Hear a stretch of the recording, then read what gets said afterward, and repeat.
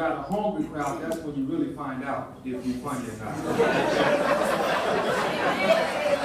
Since you guys had some more nerves, I think I'm off to a fair start. So now, I got this glass in my hand because she told us that we need to keep these glasses.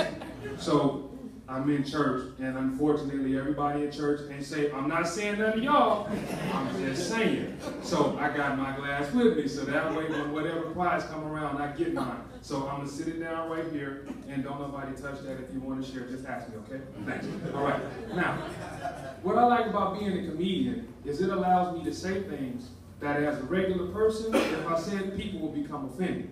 But as a comedian, people laugh. They don't realize that I'm still just as offensive, but because it sounds funny, it's okay. So with that being said, there's a few things I want to address that I see happen in church that frankly get on my nerves. And because we are church people, then I'm going to tell y'all about it. Hopefully, y'all can help me get over this hurdle by doing one or two things. You can either pray for me that I get delivered, or if you're one of the people that do it, you can stop doing it. One thing in church that I see that bothers me is when people, now, we in a nice setting. Everybody got on their suits, their dresses, their tuxedos, and everything, and that's good. Y'all look beautiful. But ain't nothing worse than somebody, my grandmother describes it like this. She say, you look like a lily in the valley, but smell like a goat in the alley.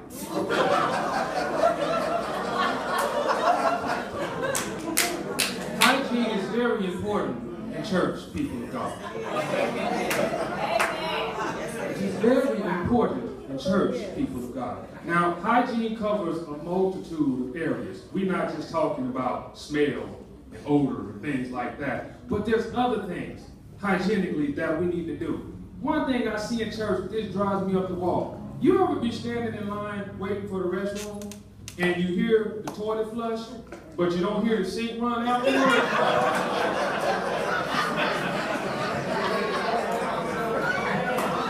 Some of y'all ain't laughing because you don't want to say it.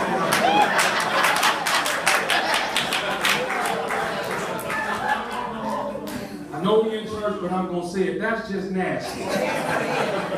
Wash your hands and stop that, please. And it's always the people that don't run the sink that want to come out and greet everybody. God bless you. God bless you. God bless you. I just tell you, he blessed me on yesterday. I'll be good for you. I'm trying to stuff that gets on my nerve.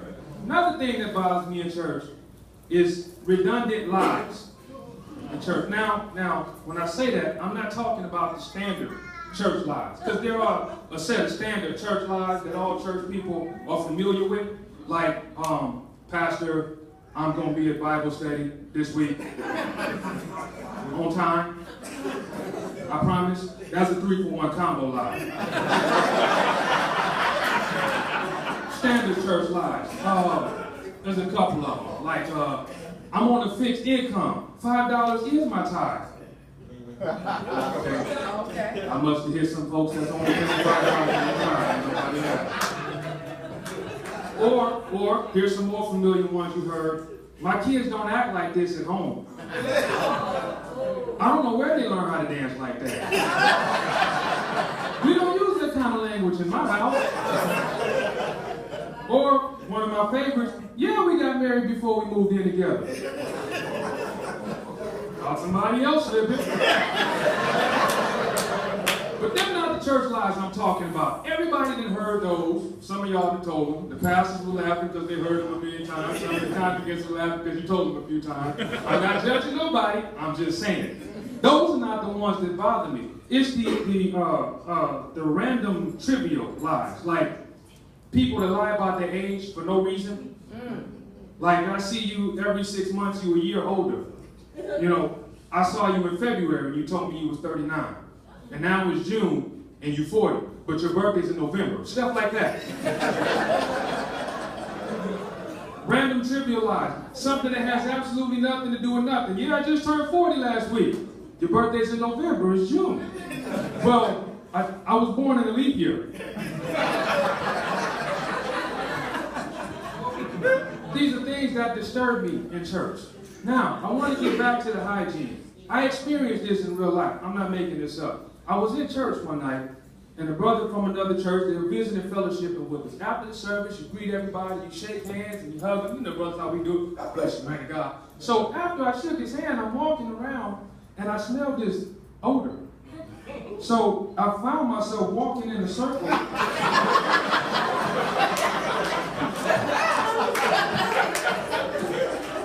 Trying to track down this odor.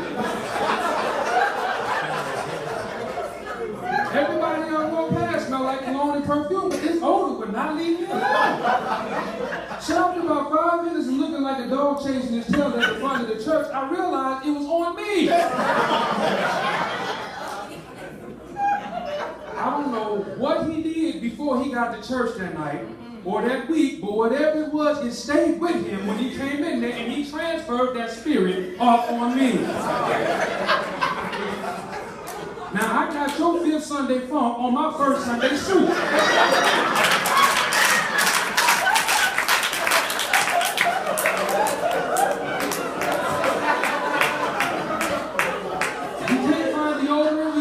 Of baking soda in the refrigerator. There's absolutely no excuse for that. Especially in church. Nobody want to smell that. How people gonna get into the service?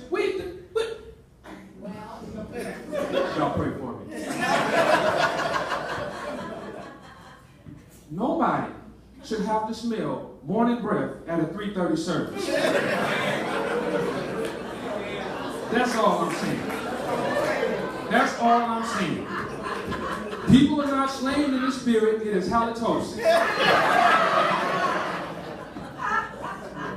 Now, I'm not just going to pick on the brothers and sisters. I see some stuff that sisters do in church that disturbs me a little as well. Now, I realize there's more sisters in here than it is brothers. That's why I came in through the door so I can make a quick exit just in case something goes off. When you press your hair on Sunday morning, you want to get it nice, laid, and bent. When you got those hot Marcells, I need for you to understand something. That the longer you hold those Marcells on your head does not make your hair straighter. You're not straightening it, you're disintegrating it. So when you come to church and you got on your pomegranate body lotion and you smell like burnt hair on top of that,